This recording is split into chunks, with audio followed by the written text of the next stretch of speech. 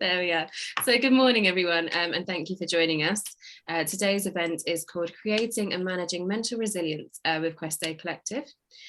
Really quickly, for those of you that I haven't met before, my name is Molly and I'm the events executive here at Kent Invicta Chamber.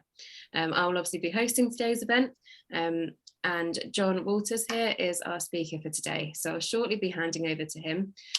Before I do, I have to do the classics. Please keep your cameras on for us because it does make a big difference when we can see your faces, and keep yourselves on mute as well if possible, obviously unless you have a question and we've asked you to unmute to ask a question to the group. The chat facility is open, so feel free to use that as well through the event. Obviously pop any questions in there, and as soon as we have a moment, then we will make sure to ask those to John for you. And as you may have heard, we are also recording today, so don't worry too much about making loads of notes because you will be able to watch back. I think that is absolutely everything from me, and I will now hand you over to John. Thank you very much, Molly. Thank you, and welcome to everybody. Thank you for joining us. As Molly quite rightly said, if you do have any questions, if you just get them straight into the chat box, and we will go back over them at the end of the presentation. So if you have a question, it pops up, don't wait, just get it straight in there. We won't answer it straight away, but we will get back to it at the end. So just a little bit about who Questae Collective are. So who are we? What do we do? So we're based in the beautiful seaside town of Margate. Nice bit of branding here. But we work with clients all across the UK, actually, and into Western and Eastern Europe, and across the pond in the USA, which is great. Little bit about me. Just to give you a background and so you understand who's actually talking to you this morning. I left the army at the late 80s and entered the world of corporate sales straight away in the design, build and interiors furnishings world. Through that career of 30 plus years, I've been blessed and honoured actually to have worked alongside and with some of the world's most prominent architects, designers and workplace visionaries, which gave me a real insight to corporate culture and why organisations actually look at things like change management, client engagement, communication, and delivery of the best spaces that were actually delivered around the people and the process, not just to look pretty. And that ensured that spaces were actually workable, usable, and were understood by the people who were within them. From a personal background, I came down to sunny Margate 14 years ago from sunny Manchester. Don't believe what people tell you about it raining up there. We only let it rain when people come to visit. The rest of the time, it is absolutely glorious sunshine. As I say, 30 plus years in the corporate world, commercial interiors, delivered projects all over the world, actually, for numerous blue chip organisations, from projects from sort of 10,000 square foot up to 600,000 square foot and values of sort of 50K. My biggest project I delivered was just over 11 million. That was in the UK, actually. I've got executive leadership director experience. I'm a mental health first aider. If anybody doesn't know what that is, please pop that in and I will go through that. I'm a wellbeing ambassador, a mental health speaker, and I contribute to various publications. From a mental health point of view, I've amazing positives. I've got 5 amazing children. My 2 youngest are 9-year-old twins. They came to us. We were blessed after 7 rounds of IVF, so experienced the emotional roller coaster that brings with it. Sadly, 2 marriage breakdowns. I've got a very rich lawyer now, and I had a period of estrangement from my older children, which caused a number of traumas, which came up in later life, in adulthood, and traumas from being a child as well. I've been diagnosed with complex PTSD, anxiety, depression, and I have suffered from suicidal thoughts, although thankfully not for a long time. And that is because around about 3 years ago, when I was probably at my darkest moment, I actually decided to take positive steps self-discovery, diet, exercise, generally opened up, being honest with other people and being with myself. It doesn't happen overnight, but you know what? It definitely can be done. And it was during a social distance coffee, just at the beginning of lockdown with a friend on Margate Steps, that we had a chat about our journeys and how we've been treated, not just by friends, families, peers, but also by employers. Both of us experienced different journeys, but the experience of trying to seek and open up to get help was scarily very similar. Finding that resource was really, really hard. But once we actually did start to dig a little bit deeper and opened up, there's an amazing array of resource out there. It's actually incredible. Now, thankfully, sort of a few years later, it's even better. And that was when we formed the question that you can see up there on the screen. And that really is what started what is now a driving force behind Questae Collective. So for anybody who's come across well-being or wellness, we believe that there are 8 fundamental dimensions of wellness. We've wordplay, Questae Quirkle, and they are sort of 8 dimensions that you can see there: societal, mental, the emotional, vocational, environmental, and that can mean our environment or the environment of which we are in, which is important to consider the built environment, but also a financial, spiritual, and physical well-being. And they are all interplay with each other. And the way that I often describe this is that, you know, we have this plate, as you can see there, the Quirkle, and it's spinning beautifully. But if one element, one section of that becomes slightly out of balance, the whole thing starts to feel wobbly. And it's really difficult to actually understand which element of the Quirkle is causing this imbalance. So our objective is to work with organizations to actually help people to recognize, understand, and respect and discover which element that they may need to be considering. And actually, one of our objectives is to help people prevent rather than cure.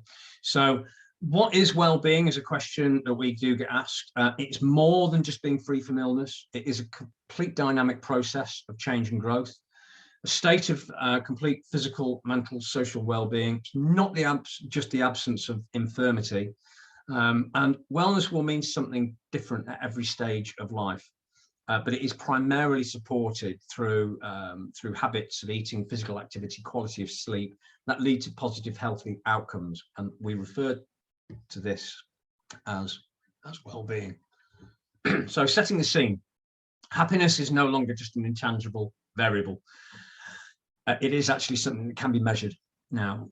Happiness is performance, and performance result from empowered and healthy, engaged people who enjoy active social and business connections. So social and business, very, very linked. Not like the old days, leave your problems at home. That's just humanly impossible unless you are a sociopath. It's really difficult. And actually, the benefits of having an environment that is supportive is it also puts the levers of organizational control in a positive way, precisely into the management's hands. So if it's done correctly with the right guidance, it can have huge, huge benefits. And some of those benefits will be, a robust wealth strategy, a workplace culture that actively promotes and encourages and then demonstrates well-being, gives the managers the tools to reduce negative stress, but understand positive stress, because a lot of people work well when there is a stressful, when our cortisol is raised, but only in a positive way. So it's understanding the difference. It improves engagement with the organization. Overall performance and well-being of the organization goes to the roof. And organizations will see a dramatic reduction in presenteeism. And if nobody knows what that is, again, that is just when you turn up for work and you're just there, but you're not actually doing anything. And it will reduce sick days being taken as well.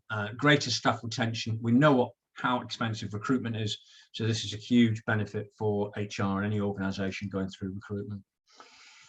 So let's just have a look at a few statistics, okay? Because it's all very well me telling you this. But the Mental Health Foundation just over a year ago did a survey and found that actually 38% of British workers fear revealing mental health problems at work because they fear it will jeopardise their career.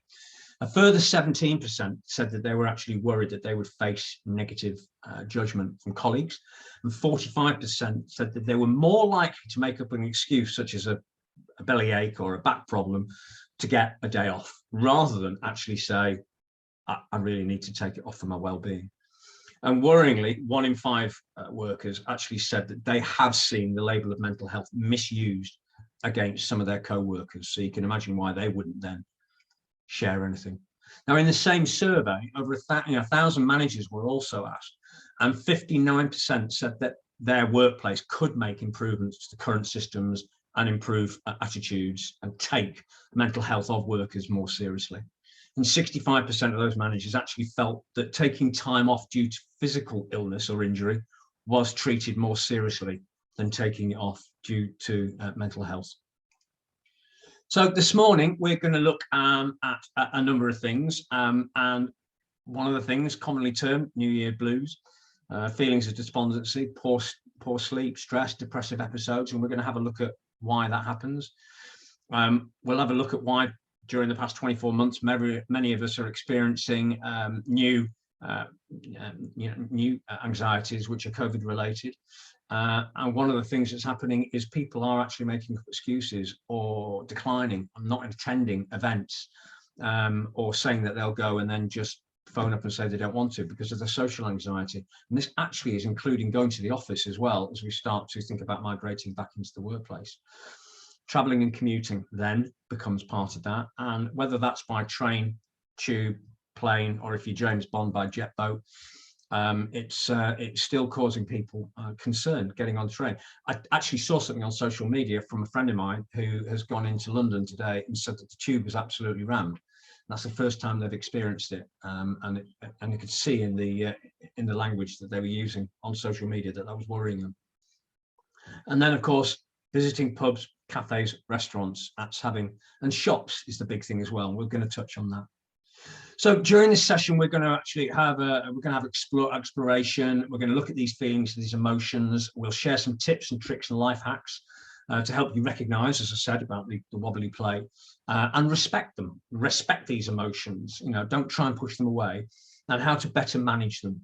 And it was Winston Churchill who used the phrase "black dog" jumping on his back when he was experiencing his challenging emotions.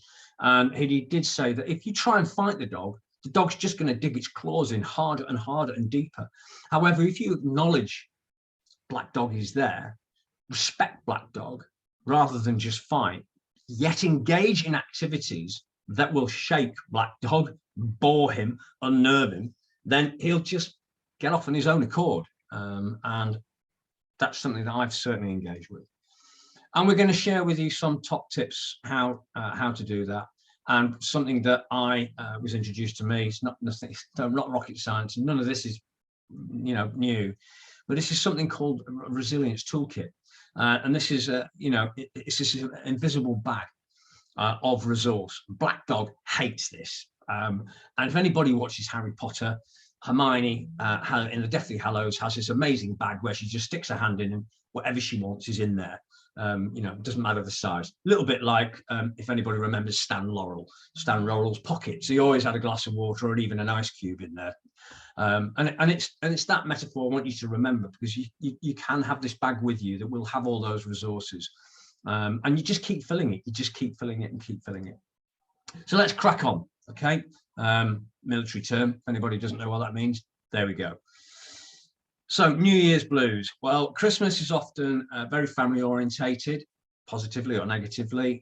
It's actually a time where most of us get time off work. I know it doesn't cover everybody, but for the majority of people, we do get time off work, which is great. For many of us, it's the only time where the entire organization is actually off as well. So we get no emails, no deadlines. It's a time to switch off. But when we go back, suddenly the lights are gone, the decorations are down, and the place just feels, oh, got to go back to normality, and no excuses to eat the quality street anymore. And you know what? It's also a bloody long month. It's got 752 days in it, it feels like sometimes. But we are now finally into February. But January can feel like a long month, because often we get paid third week of December. So we have a 5 or 6 week wait until pay. So that can put a huge strain on our financial well-being, because we're worried about how we're going to find the money. My eldest daughter, or my eldest child, her birthday is at the end of January. So I used to feel this pinch every year, until I kind of realized, actually, if I plan for it early, that a pre-planning and preparation, then that becomes less of an issue. Here's a big one. Resolutions are a big tough one. Okay, so I've actually grown quite uncomfortable with this whole concept of new year, because what it does is it burdens people with expectations. Social media, TV, any publication now just drives it insanely. You've got to lose weight, you've got to stop smoking, you've got to dry January and all this, blah, blah, blah. And actually what happens is you feel an expectation of society is put on you, and we all set these goals, and then we fall at the first hurdle because we've not really set them for us. We've actually tried to people please and set them for other people. So just be yourself. And I learned this a few years ago after many resolutions that I can't even remember now. I don't care. And I just realized, I'm just going to be me. I'll do it for me. New Year is a great time to actually say, yeah, it is a new year. I'm going to set some targets. I'm going to set some new objectives. And there might be a resolution like giving up smoking or whatever it is. But pre-plan and prepare for it well in advance. So you're building up the momentum and you're getting focused. But also remember that rhetoric of eat the elephant. Don't try and take too much on. You're never going to eat the whole elephant. You just can't do it. But you can if you do it in bite-sized chunks. So just remember to eat the elephant and set goals that are actually goals that you want to set. You may have all heard of Blue Monday. And this has really taken, this year in particular, it actually had quite a negative effect on a lot of people's well-being. But it's an absolute myth. It doesn't exist. It was dreamed up by a holiday company to sell holidays. Not only is it a myth, it's an absolute false calculation based on things like gloomy weather, post-Christmas debt, disappointment from not keeping those New Year's resolutions, and dissatisfaction about having to go back to work, and doom and gloom and dark mornings and dark nights.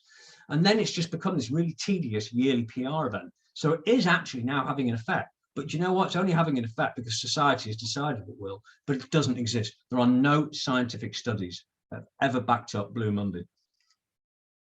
And seasonal variations. This is science backs this up. I don't know if anyone's heard of seasonal affective disorder, and it's symptoms that cause feelings of depression. They come and go with seasonal patterns, and they're normally more intense during lower light months, so dark mornings, dark evenings, weather's a bit gloomy, and the body does actually change, and it can affect our hormones with low dopamine, low oxytocin, serotonin, and endorphins, which we will cover. And this will impact on our sleeping habits. We crave comfort food, sweet food, and of course we're also we're losing vitamin D because we're not getting as much sun. We're not going out as much. And then there's the COVID-related anxieties. Now, more than 2/3 of adults in the UK, that's about 69%, have reported feeling somewhat or very worried about the effect that COVID is having on their life. The most common issues affecting well-being are worry about the future, feeling stressed or anxious, and feeling bored.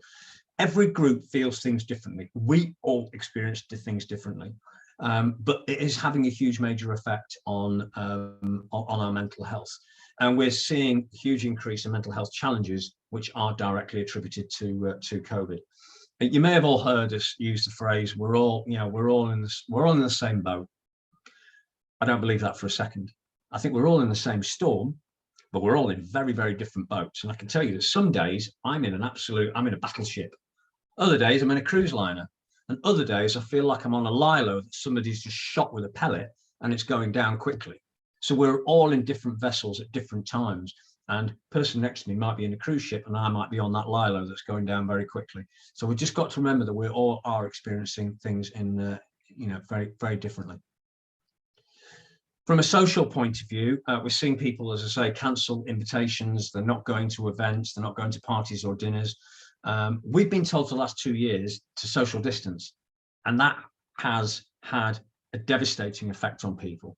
There was a little change to that to physical distancing, but the damage had already been done. So there are a lot of people who really are very anxious about socializing again. And These people are then declining, cancelling events, yet then they suffer from guilt or frustration or FOMO, fear of missing out, which is a real, it's a real paradox. They're really fighting inside. Vocational. One thing we have learned from the pandemic is, and from working from home, is again, we've all experienced this very differently. Some have had incredible space. They've had calm, they've had serenity, and they've enjoyed the new way of the new life has brought. Others have had to work in very tiny spaces with other family members or household mates who all need space, they all need bandwidth, they all need peace and quiet, and that's caused a lot of distress, a lot of fallings out. It's a devastating effect.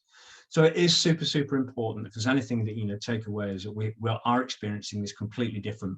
And while there are people who are really excited about the prospect of going back to the office, there are others who are anxious, they're scared, they're frightened because of the prospect. Travel is causing a huge amount of anxiety, as I touched on before. It's something that we have no control on. When we get on a train or a bus, remember how it was before COVID, you wouldn't even think about it. You'd have your nose stuck into somebody's armpit and you could smell the coffee on their breath inches away, and it just was the way it was. But can you imagine doing that now? I'm quite confident in traveling, but I still don't like a really, really busy train. And that brings me on to something we all do, and that's going to the shops. And I've been thinking about this a lot. Especially now, masks are not mandatory, although some shops are saying that they still want to have masks. I was in Tesco's the other day, other brands are available, and there were a lot of people who weren't wearing masks. Be mindful though, when we walk into Tesco's, it winds me up. I wear glasses and they steam up, and I don't like breathing with the mask, but you know what? There are other people in that space who may have medical challenges, or they may have social challenges or anxieties that make them feel uneasy. So be kind to them. And it's easy for us to go, well, they should shop online, or they should go when it's quieter. But we're making those decisions based on our experiences from our life. We don't know their circumstances. So come back to what I said before, and that is everyone's in a different situation. So it's super, super important just to remember that other people are experiencing this whole thing in a different way. And that might be their day trip. That might be their trip out. They might not have any other time that they can go. So let's just be mindful, and let's just be kind. All right. So that's set the scene. What can we do to help ourselves to build our own resilience? What can we do to overcome and address the feelings and emotions? Well, first thing is, and I suggest this to everybody, is make a list of things that make you happy, right? And you'd be really surprised how many things there are on there. Could be reading a book, listening to music, anything, playing, dancing, walking the dog, or watching your favorite TV show or movie, watching your favorite sport, whatever it is. Think about what you really enjoy and then diarize it. Put it in the diary, make some time for it, whether it's 5 minutes, 10 minutes, whatever it is, whenever it is. Try and do something once or twice, if you can, daily. And by engaging in those activities, you'll be amazed at how good it makes you feel, and you'll look forward to them. It'll be your reward. And get outside. Okay, the weather can be inclement, but trust me, living down in the southeast of England, we've got a lot better weather than a lot of other parts of the country. So get outside, particularly in the middle of the day. Just 10, 15 minutes in the sunshine, or just outside generally, is all the vitamin D that you need. And if you're working from home or in a building, wherever you are, just set an alarm. We've all got devices. Set an alarm, open a window, look out of a window, just embrace. I mean, I do things like look at the clouds and try and make shapes out of them, and see what shapes I can see or what things I can see. And it just takes you away for 10 minutes. And that's something that you may have heard of called mindfulness. And it just gives you time where you can actually embrace the air, breathe in, relax, let your shoulders go. You've got away from the screen, and you can just enjoy whatever it is that you're doing for a few minutes. And on that, breathe. And I know this sounds really, really simple, but if you set aside a minute or two to actually concentrate on your breath, how you are breathing, where you're breathing from and to, and what I mean by that is, are you breathing through the mouth or are you breathing through your nose? Because I would encourage people to try and breathe through the nose and control the breathing, and to breathe into your belly, not into your chest. So often when we're stressed, we have a hormone, we have something called cortisol, a chemical running through our body, or adrenaline, and they basically activate what's called fight or flight. And that's when you can sometimes feel yourself getting a little bit like that, and you feel yourself getting a little bit shaky. And that is our natural animal defense of saying, here's a lion, we're going to get eaten, we need to leg it. Well, of course, in an office, it's not very often that a lion comes along, but that metaphor could be that email, or could be that phone call, or that deadline. So just stop for a minute or two, put your device down, and just breathe. Breathe in through the nose for 4 seconds, and then exhale through the mouth for 6 or 8 seconds, depending on comfort and ability and your medical circumstances. And by doing that, you're actually switching, you're tricking your body, you're tricking your mind from fight or flight into rest and recover. And what happens then is it suppresses the stress hormones and allows these happy hormones, oxytocin, dopamine, serotonin, and the endorphins, to flow. And that will make you feel a lot calmer. And that could just take a few seconds. And one of the reasons that you may be feeling that stress is because of screens. So blue light from our devices, whether that be computer, TV, iPhone, Samsung, whatever, they all emit blue light. And I've got some incredible statistics. Just before the pandemic, there was a survey done, and on average, we were spending 6 hours a day looking into our screens, and that's engaging with a laptop, a phone, a device, a TV, whatever. That's 6 hours. During lockdown, that's gone up to 13 hours because we're glued to these phones, absolutely glued from the minute we wake up to the moment we go to sleep, which is an incredibly frightening statistic. And this will be why so many people at the end of the day are feeling on edge, stressed, yet tired. They've got itchy, dry eyes, headaches. It's because they've been staring into the screen and been getting this blue light all day. So their cortisol levels and adrenaline are so high, and those happy hormones are being suppressed. So another statistic to think about is that when we are blinking, we blink on average about 12 times a minute.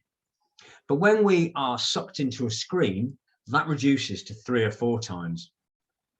You just get so focused on something that you just forget to blink. And that is why people, it's no wonder our eyes feel like they've been doing a few rounds with a boxer. And that's called digital eye strain. And it's a real thing. But the long-term prognosis is actually really good, because you can get rid of that digital eye strain straight away. And that's what 2020 is. So if you get away from the screen, you need to rest and repair.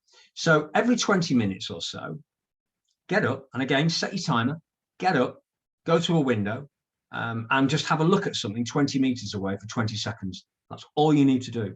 And that will just allow your eyes to reset.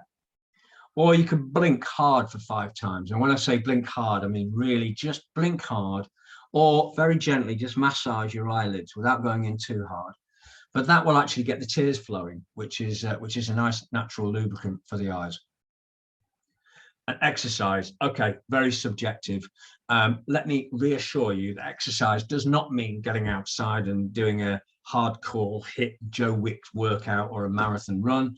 Exercise is just actually getting the body moving, doing something that you enjoy, and make it part of your routine, which could be just walking around the block. At the end of every meeting, get outside, walk around the block. Go out for 5 minutes, walk out for 3 minutes, walk back for 3 minutes. There we go. Just get the blood pumping.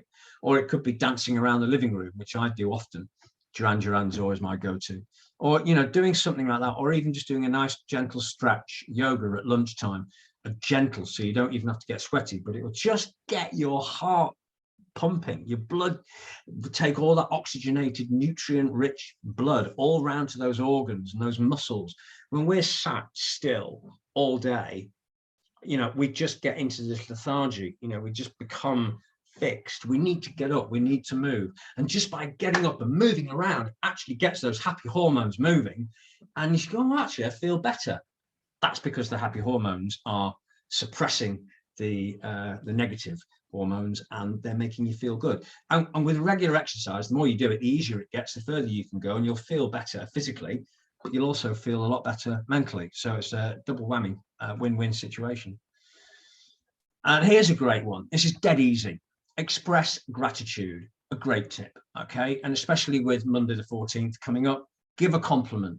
Tell someone how much you care for them. Tell them how much you love them. It doesn't have to be a partner. It can be one of your children, or all of your children, if you like, all of them. It could be a parent, it could be a friend, anybody. But just, just tell somebody, you really mean a lot to me. I can't thank you enough for being in my life. Not only does that get our own oxytocin flowing, which is a happy hormone, which makes us feel good.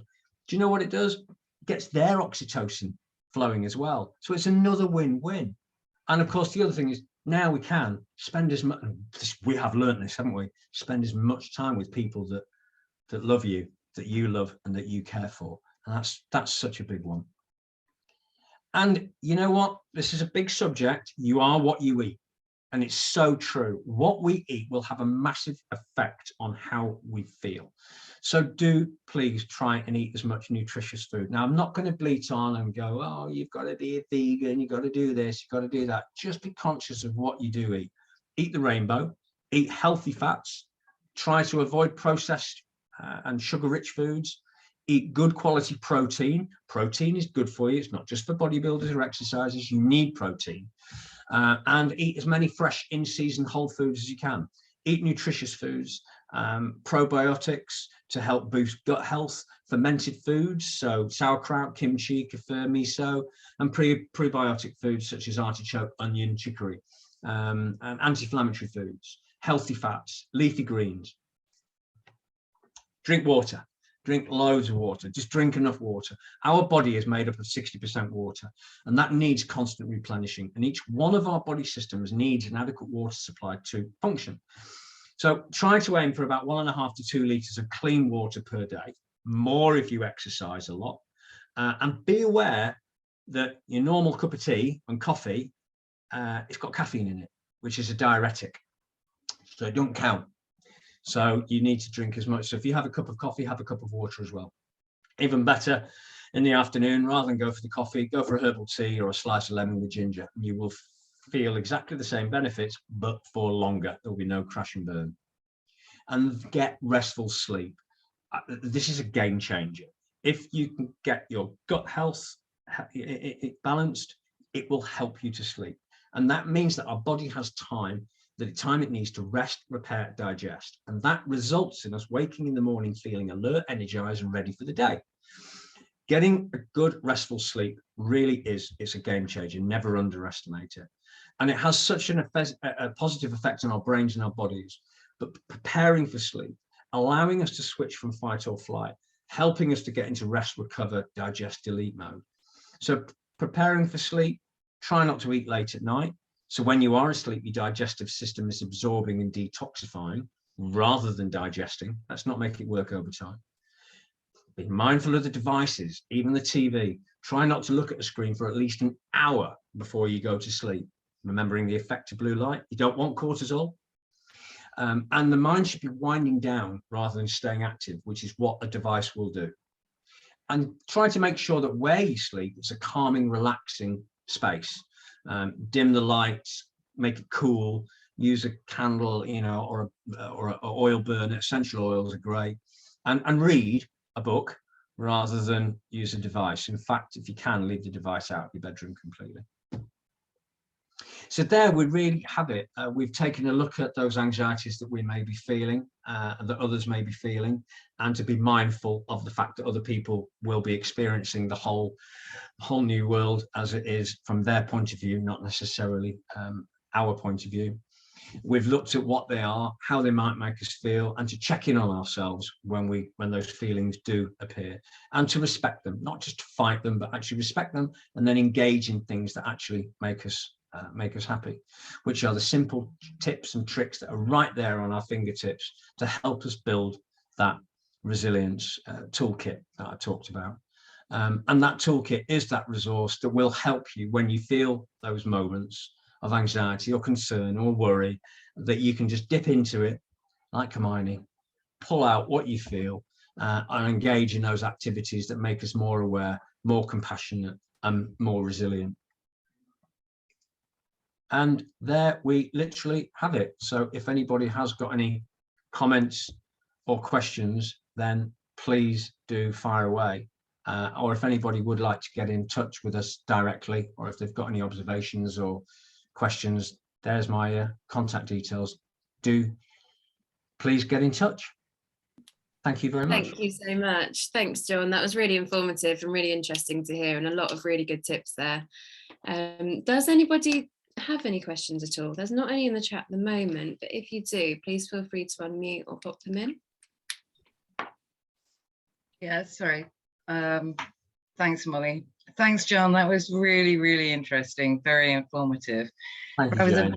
I was a bit shocked about the water stroke coffee tea ratio that you had there. I drink black tea day in and day out. I never touch water.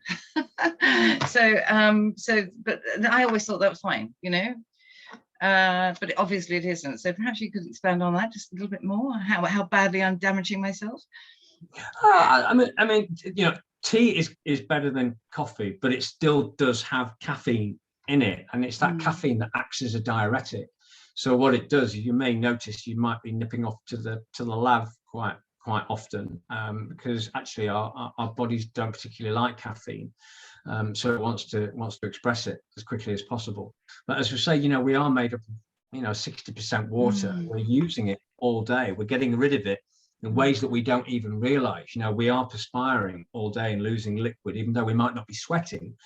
We're still losing it, and our body is using it. It's absorbing it as well to keep our bones healthy, our joints healthy, keeps our body healthy generally. And our detoxification pathways need to have water flooding through it, and our blood needs it as well. So yeah, I would, you know, we say 1.5 to 2 liters of water a day. A lot of people will look at that. I mean, that, for example, is 900. That's just a liter. And you could look at that and go, how am I going to do that? But I go back to the elephant. We can all eat an elephant. We just can't do it all at once. So it's just sip, sip, sip, sip, sip. And just, if you've got it with you, little bottle, then you'll just, before you know it, there are some bottles you can get which will say 9 p.m. No, sorry, 9 a.m., 10 a.m., 11 a.m. And they're quite good. So it's only an inch. It's all you need to, you need to drink. But it's so super, super important, and that will help you in so many ways. Great. Thanks, John. Thank you. I must admit, I'm the exact same, Jane. I drink so much coffee through the day. I'm so bad at drinking water. So I'm really glad you asked that question as well. I didn't realize how much coffee I was drinking until a friend of mine's daughter was doing a survey they were doing a project on nutrition at high school. And I had to stop and think how much. And I was commuting into London in those days. So I'd get up in the morning, coffee in the kitchen before I legged it out, get a coffee for the train, rude not to. I'd get off at the other end. First thing I did when I got in the office, have a coffee. I'd then be in meetings all day. What do they bring into meetings? Coffee. I'd then feel absolutely exhausted by the middle of the day, or by the middle of the afternoon, that 3 p.m. slump. So what did I do? Down another bucket of coffee, you know. And I didn't, there were some days where I was having double figures. You know, and if you go to Starbucks or Costa or something like that and you have a tall, they actually put 2 shots in. So, you know, I've had people say, yeah, I only had 2 or 3 a day from Starbucks, and you work it out and they're having 6. You know, so it's, I've now switched. I enjoy coffee, don't get me wrong. I love my coffee. And after the call, I'm having a coffee. I'm looking forward to it. It's my reward. I'll go and stand on the balcony and I'll enjoy it. But I've been drinking herbal tea this morning. You know, lemon, ginger, or whatever you fancy, and actually it'll give you the same benefit, it'll give you the same energy, but with caffeine you get that spike and then you get the crash. So actually you're feeling here, you're having coffee, but very quickly you're down there. Your body craves it. But whereas with a herbal alternative, what you'll find is your body will get the same benefit, but then the slope down is so much slower. Like eating carbohydrates, complex carbs, or simple carbs. Simple carbs fill you up immediately, but you're hungry an hour later. Think of McDonald's. But if you eat complex carb, sweet potato, something like that, you know, whole meal rice or grains, then it actually you fill up, but then you're still full 2 or 3 hours later. So Hope that helps. Thank you. Yes, I've had another thanks. question here in the chat, which says, please can you explain a little bit more about the tasks of a mental health first aider? Yeah, so I'm glad you asked that. So a mental health first aider is not a counsellor. It is an intervention similar to a physical first aider. You see something, you intervene, you give first aid, and then you call the experts. And that's no different with mental health first aid. The benefits of having the experience of doing the course is that you may observe things you wouldn't ordinarily. You might see somebody, you might know somebody, you might notice something that's slightly different. It gives you the confidence and the know-how how to ask the right questions, but also what to listen for as well, and then guide them to the right resource. So it's intervention. It's not curative. You're not a counsellor. And actually, it teaches you it learns you. Gosh, good English. It teaches you very, very quickly not to get too involved, but you are acting as that guide. The metaphor is somebody's just there, they don't know where to go, and you can go, I will help you, I will lead you, these are the resources, this is what you can do. And if there is a mental health first aid policy within an organisation, then that organisation should have the resources immediately available or to point that person in the right direction. That's brilliant, thank you. And we just had Chris just saying as well, I just want to say big thank you. He's also a mental health first aider and resilience and positivity coach. That presentation was outstanding.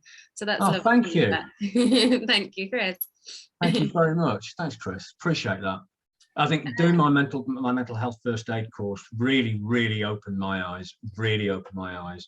I've done the mental health ambassadorial course. I actually would like to become a mental health first aid instructor because it's just such a super important. I have intervened with friends, and once I actually told people I had done the course, I had friends come to me who would just pick up the phone and say, can I come round for a brew?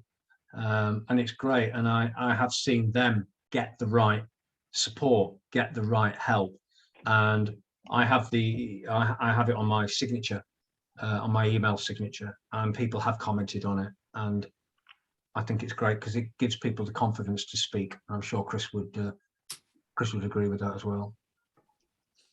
And we've had one last question here. So this is from John, who says, do you expect the use of screens to drop now? Do you expect the use of screens to drop now we get back to normal? Like energy prices is the high use the new stuff? I think that's going to be down to organisations to communicate healthy habits with users. The whole work from home rhetoric has caused this, where people have had anxiety about having to be online all the time, having to be available all the time. Boris Johnson has caused a problem by saying you've all had enough time off now, we can go back to work. Honestly, I don't care what your politics are, a comment like that is so damaging, because people are thinking, God, does my boss think I've just been shooting the breeze? And I think that's the problem. We now need to communicate to people that you can get off them. Habits are easily formed. We've had 2 years of this, John. So the problem is people have now got into the habit of just being like that constantly all day. I fall into the trap myself. So I do set an alarm. And after this, I've got half an hour. I'm going out for a walk. I've already been out for a walk this morning. I did my commute from my living room around the block, and got a herbal tea from the coffee shop, and then walk back, and I'll be doing it again. That's going to be the key. But you see those funny memes of people setting their mice up, so they're on a little thing, so it's constantly moving, so they think that, so the bosses think that they're constantly engaged. It's really it's poor. We need leadership teams need to actually coach and guide people and say, get away from your screens, move away from your screens, put your device down. But yeah, John, I think when we have physical meetings again, like the Chamber have got physical meetings, the irony is we're on a screen now. So our cortisol and adrenaline is spiking, because we're staring at the blue screen. Little tip, another one is all my devices, all my kids' devices as well, have all got their night mode set permanently. So if I look at somebody else's screen, I actually comment now, oh, that's bright. You not get your night mode on. What's that? Get it on night mode. Get rid of the blue light. What's blue light? This is what it'll do. Oh, flipping that. They change it pretty damn quick. But yeah, it's that does. Hopefully, John, we will get off our screens and actually see people.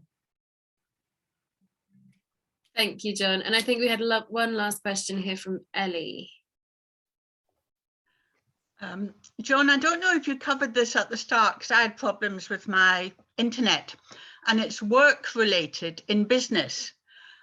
I've been talking, I always talk to people, but I've been talking to a couple of people in big retail places this week, and in two different situations. And yes, they're customer service people, but I'm fascinated how they've coped. You know, what's their situation now? And both these people say, despite coping with COVID and having to go to work because of retail, they're finding it incredibly difficult. And managers and even further up managers are taking no notice. If they say anything, it's kind of like, sit down, shut up, and just get on with your job. And that's so sad when these are loyal people. So their wellness should be looked at from technically the top down, but the top's not bothered. But certainly from managers' point of view, but the managers aren't bothered. And what comes over both these people, they're not old, they're not young, but both of them have said to me that it's the youngsters coming into jobs that are causing a lot of problems because they're not bothered. And, you know, the ordinary person who's been loyal doesn't know what to do anymore. So their mental health has been really affected. Basically, they're just going to work to pay the bills and come home with no enjoyment. So I don't know what you can say, John, that I could say to these people or to top management, because I'll phone and say to them. Actually, Ellie, thank you for bringing this up because it's a huge one, and retail particularly, because a lot of them have had to actually just plow through. And you're right, and that goes back to the statistic that I brought up earlier, and that is, you know, that people, they're fearful to say, I'm suffering, this is stressing me out, I'm feeling, my mental health is shot, I need support. And the managers haven't had the training. So the managers might actually be compassionate, but they don't know how to show it. And they don't know how to support their employee because they don't know how to approach it with their management, because their management are so, particularly in the retail industry, are aloof. You know, they really are, you know, not connected to their people in any way, shape or form. I think middle management are. The trick is to actually get senior management to buy in and then communicate it top down. I've worked with organizations where the middle management have been so super, you know, passionate about driving well-being, but it's just fallen on deaf ears because the leadership team haven't bought into it or just want to do it for a tick box. But I've had the opposite with a big reassurance company actually on Tower Hill.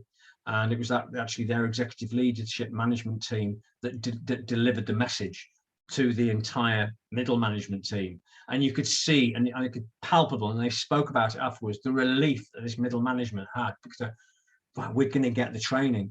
We are going to be a mental health first aiders, and there was resources, and they had talks, and they had well-being sessions. We did workshops like this. We had team building, we had communications. We were doing all sorts, personality training, and that helped create a real compassionate, understanding and open environment. That is the only way that it's going to help, Ellie. There is no quick fix. There really isn't. It is going to take people to really understand. It's going to take people like myself and everybody on this call this morning to really sort of drive the narrative and get that conversation going. 10 years ago, we wouldn't have had this conversation full stop.